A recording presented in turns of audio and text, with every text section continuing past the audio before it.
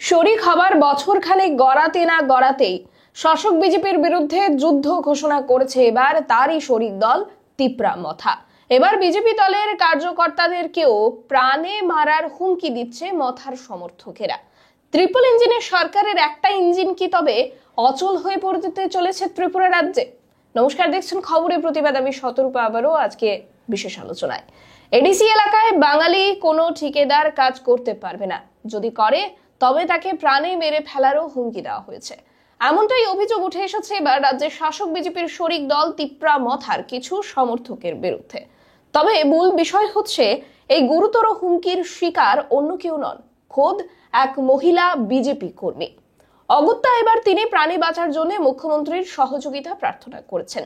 কি ঘটেছে আগে শুনুন ঠিকাদার সেই বিজেপি কর্মী মহিলার মুখেই। একটা তো বিজেপি লোক ছিল, আজকে যারা এসছে এরা তিপ্রামতা থেকে এসছে। এর মধ্যে সন্ধি ছেলেটা ছিল, উনি মাথায় হেলমেট এবং মুখে কাপড় বেঁধেছেন। হয়তো আমি বাকিদেরকে এমনি চিনি না, কিন্তু দেখলে হয়তো চিনব, কারণ ওনাদের সাথে আমি আরেকবার মিট আমার হয়েছিল বিগত কিছুদিন আগে। তো আমি আশা করি যে ওনাদেরকে আমি চিনতে পারবো। আর এভাবে আমার এত টাকা খরচ হয়ে গেছে, কারণ এটা তো জানেন নদী পর্যন্ত কোনো রাস্তা নেই। রাস্তা বানানোর জন্য আমাদের কৃষকদের ভাই থেকে আমি জায়গা নিয়েছি কন্ট্রাক্ট করে, ওনাদেরকে টাকা পয়সা আমার দিতে হয়েছে। ডজার কাজ করেছে, রাস্তা আমি তৈরি করেছি, এখন ঘরটা বানিয়েছি, ঘরটা সব ওনারা করে দিয়েছে।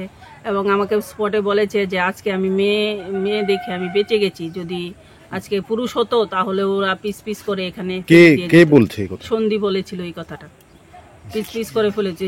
তোর টাইমে আমার দাদা আমার সাথে কথা বলছিল, আমি দাদার সাথে কথা বলছিলাম যে দাদা এরকম এরকম চলছে, ওরা কারা আমি তো চিনি না, কিন্তু এর মধ্যে একজন।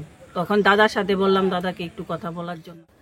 বিজেপির অর্থে পরিপুষ্ট তিপ্রা মথা আজ বিজেপির চোখেই আঙুল গুজে দিচ্ছে, এমনটাই অভিমত রাজনৈতিক মহলের।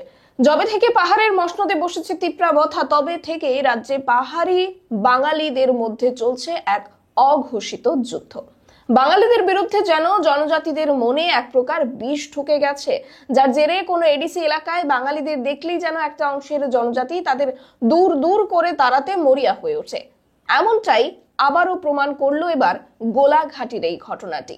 বিজেপি নেত্রী মহিলা ঠিকাদারের উপর আক্রমণের চেষ্টা হয়েছে বলে অভিযোগ করেছেন তিনি। ঘটনা মূলত গোলাঘাটি বুড়িমা নদী এলাকায়। উক্ত এলাকায় ভোল্ডার দিয়ে একটি বাঁধ নির্মাণের কাজের দায়িত্ব পান বিজেপি নেত্রী ওই মহিলার ঠিকাদার সরস্বতী লোধ। এলাকার কৃষকদের কাছ থেকে জমি নিয়ে কাজ শুরু করেন তিনি, কিন্তু কাজ ভালোভাবে শুরু করার আগেই বিজেপির শরিক দল তিপ্রা মথা দলের কিছু লোক বাধা দিতে আসে। একসঙ্গে 70 থেকে 80 জন কর্মীরা মুখে কালো কাপড় বেঁধে বুধবার দুপুরে সেই মহিলা ঠিকাদার বিজেপি নেত্রীকে প্রাণে মারার চেষ্টা করেন নির্মাণস্থলে। কাজের জায়গায় ভেঙে চুরমার করে দেওয়া হয় সমস্ত বোল্ডার সহ শ্রমিকদের অস্থায়ী ঘর। ঠিকাদার যদি মহিলা না হয়ে পুরুষ হতেন তবে নাকি তাকে দা দিয়ে কেটে পিস পিস করে ফেলতো সেই মথা সমর্থকেরা, এমনটা বলে হুমকি দিয়েছে তারা। খবর পেয়ে ঘটনাস্থলে পৌঁছান টাকারজোলা থানা ওসি রথীন্দ্র দেববর্মা, টিএসআর জওয়ান সহ তিপ্রা মথা দলের বর্তমান বিধায়ক মানব দেববর্মা। তৎসঙ্গে প্রাক্তন বিজেপি বিধায়ক বীরেন্দ্র কিশোর দেববর্মা এবং স্থানীয় বিজেপি নেতৃত্বরাও ঘটনাস্থলে পৌঁছান। স্বাভাবিকভাবে এই ঘটনায় গোটা এলাকায় দেখা দিয়েছে তীব্র উত্তেজনা। রাজ্যের মুখ্যমন্ত্রী প্রফেসর ডক্টর মানিক সাহার কাছে ঘটনার সুষ্ঠু তদন্তের দাবি জানিয়ে প্রাণে বাঁচার আর্তনাদ মহিলা ঠিকাদার সরস্বতী লোধের।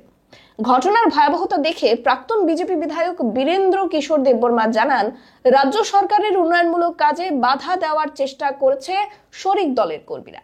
তাদের বিরুদ্ধে আইনগত সমস্ত ব্যবস্থা গ্রহণ করার আহ্বানও জানিয়েছেন প্রাক্তন বিধায়ক। স্পষ্টতই শাসক দলের সাথে মহারাজা প্রদ্যুৎ মাণিক্য যে চুক্তির স্বাক্ষর করেছেন তা আক্ষরিক অর্থে কতটুকু মান্যতা পাচ্ছে তার প্রমাণ এই ঘটনা। তাছাড়া মথার সাথে বিজেপি দলের যে ত্রিপাক্ষিক চুক্তি হয়েছে সেটি হলেও এখনো একটা বিরাট অংশের মথা সমর্থকেরা শাসক বিজেপি ও তাদের শাসন প্রণালীকে গ্রহণ করতে পারছে না। তিপ্রা ল্যান্ডের দাবি থেকে প্রদ্যুৎ মাণিক্য সরে দাঁড়ালেও তিপ্রাসাদের মাঝে সেই উন্মাদনা আজও জাগ্রত, যাতে শাসক বিজেপি প্রশ্রয় দিচ্ছে না। হতে পারে সেই অভিযোগ আর ক্ষোভ থেকেই বিজেপি দলীয় নেত্রীর ঠিকাদারি নেওয়াতে আপত্তি তাদের। তবে প্রকাশ্যে মুখে কাপড় বেঁধে মাথায় হেলমেট পরে শাসক দলীয় নেত্রীকে প্রাণে মারার হুমকি দেওয়ার ফলে শাসক দলের বিরুদ্ধে মথা এক প্রকার যুদ্ধ ঘোষণা করেছে বলেই বিস্তর আলোচনা চলছে বিভিন্ন মহলে।